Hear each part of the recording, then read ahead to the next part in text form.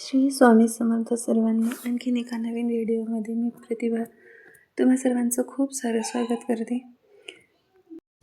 सकाळचे 5:30 वाजले होते आणि मी घरं झाडून घेतले आणि फरशी पुसायला लागले.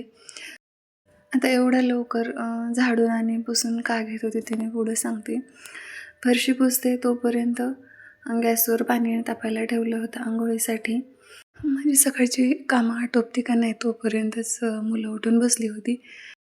कधी कधी असं वाटतं की लेकरांनी उठू नये, जास्त वेळ झोपावं. एवढ्या लवकर थंडीत कशासाठी उठायचं पण नाही. मुलं ज्या दिवशी असं वाटतं त्या दिवशी लवकर उठून बसतात आणि ज्या दिवशी त्यांनी लवकर उठावं असं वाटतं त्या दिवशी उठतच नाहीत. असंच असतं मुलांचं. आता उठलेतच लवकर तर म्हटलं त्यांचं आवरून घ्यावं आणि त्यांना आंघोळ्या वगैरे घालून तयार करून घेतले.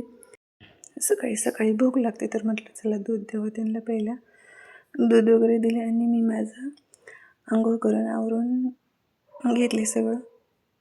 दारात सकाळी सकाळी छोटीशी का होईना रांगोळी काढते मी आणि दारात रांगोळीसुद्धा काढून घेतली. मी रांगोळी काढली की रुद्रांशला मोडण्याची गडबड होती. त्याने पाय समोर घेतलाच होता. तितक्यात थोडंसं रागावलं त्याने पाठीमागं पाय घेतला.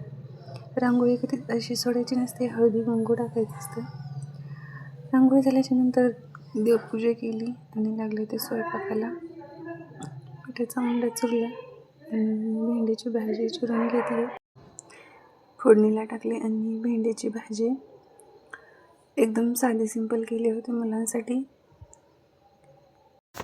सकाळी लवकर उठले, आवरले.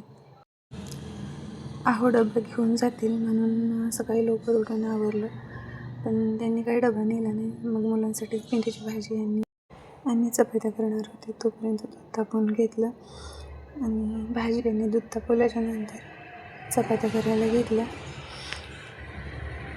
चपात्या भाजल्याच्या नंतर मुलांना जेवायला सुद्धा दिलं.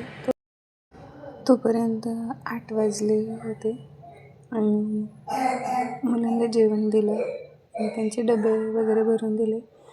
ते जेवायला तोपर्यंत भांडी वगैरे घासून घेतली, कारण रुद्रांशला मला शाळेत सोडायला जायचं होतं आणि मी लॉक लागेपर्यंत त्यांनी सॉक्स आणि शूज पण घातले आणि आम्ही गेलो होतो शाळेत सोडायला. त्याला 8:30ला होती त्याची शाळा. तिकडून येताना पालकची भाजी आणली आणि त्यानंतर कपडे धुवून घेतले. 9:30पर्यंत माझे कपडे भांडे सगळं झालं होतं. मी उठले होते ह्यांना डबा देण्यासाठी, पण त्यांनी काही नेलं नाही आणि मी माझं सगळं कामं आवरून घेतले. म्हणजे असं होतं कधी कधी आपण एखाद्या कामासाठी होतो आणि ते काम राहून जातं बाजूला आणि आपलं दुसरंच काम होऊन जातं. व्हिडिओ आवडला तर नक्की